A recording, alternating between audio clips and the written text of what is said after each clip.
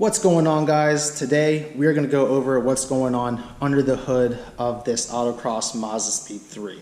Now keep in mind this is classed in SMF, which is Street Mod Front Wheel Drive, meaning that the car does have a decent amount of modifications done to it.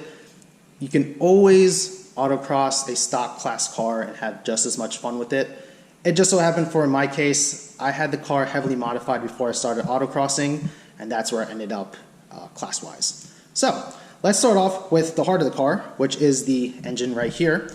This is a Speed Performance built long block. This is their Stage 1 build, which is essentially a built bottom end, forged parts, with a basically OEM spec head on the top. And that's roughly good for about 500 horsepower, I think is what they rated at. Currently the car does make right around 325, 350 to the wheels. So I'm well within the threshold for the engine. It's actually overbuilt in my case for the most part. Coming along to the exhaust side of the engine, we have a DNP exhaust manifold, which is mated up to a BNR S3 version 2 Turbo, I believe. I believe the BNR S3s are up to their version 4 or 5 now, so the Turbo a little bit old, but it still does what I need it to do. The BNR S3 is actually very good turbo when it comes to autocross because it keeps the quick spool characteristics that the stock KO4 has, but it actually holds boost a lot better. You can rev out the car a lot more and not have that drop off that the KO4 is known to have. If you have a Mazda Speed or any type of DISI engine, you already know you need the fuel pump internals done before you do any type of modification, so that's in there. Controlling the turbo, we have a Grimspeed boost controller set up to the 3-port layout, a 3.5-inch JBR intake going into the turbo as well. Coming along the other side of the engine, we just have a basic CX Racing intercooler pipe kit, which is actually going into a Treadstone TR8 intercooler core. The core is considered a medium-sized core for these cars. There's a couple other larger ones you can bump up to. For my application, for my horsepower, the TR8 is plenty for me. Coming along here, we have a TurboSmart dual-port compact blow-off valve. It's a smaller frame, fits nicely in here, and it's not too obnoxious when you blow off. I do have it set up for 100% VTA, so all the excess boost pressure is just venting the atmosphere. I'm still running the stock intake manifold, however it does have the VTCS delete done to it, so I do get that nice aggressive cold start whenever I do start the vehicle.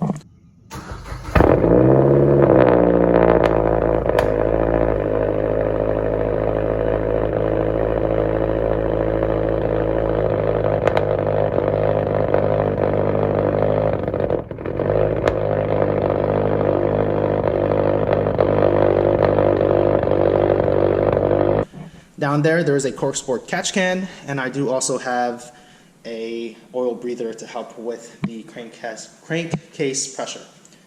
Exhaust wise, it's actually very simple and cheap. It's an eBay 3-inch catless exhaust going to basically a no-name resonator, 3 inches still, and then it goes out to a muffler delete. The exhaust is basically a exhaust shop special, nothing too crazy going on with it.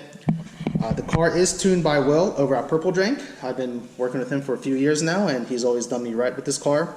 Very knowledgeable about the platform. He's owned his own Mazda Speed 6, and he just picked up another one a few months ago. So he's still in the game, getting these cars running and making some power.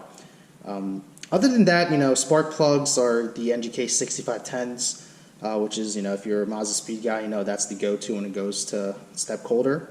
And other than that, that is pretty much what we got going on. It seems like a lot for this vehicle, but trust me when I tell you that there is even more crazier setups out there. This compared to, say, Freak Tunes cars or even, other Purple Drink cars out there, this is nothing.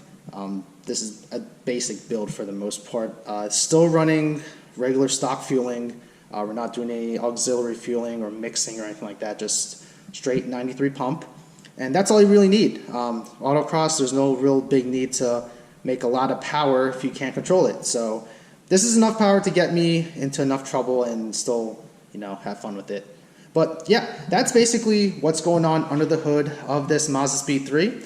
I'm going to just go ahead and let you guys know I'm basically going to do separate videos on each component. So obviously today was the power plant. I'm going to go and start doing things on the suspension, the chassis bracing, what I have going on in the interior, and just kind of keep moving on with it. And then I'll do a little bit more about kind of the wheel setup that I have whenever I do race it. But if you do have any questions or comments, you can always hit me up on Instagram. The link will be in the description. Leave a comment on the video. I'll be more than happy to respond to you. Thanks again, guys. I'm an idiot. I totally forgot to talk about the transmission while I was down here. So, quick thing, transmission, I'll make it short, simple, quick, whatever that thing is. Stock transmission, stock clutch, nothing's been done to it. Yep, 90,000 miles on a stock clutch. Yeah.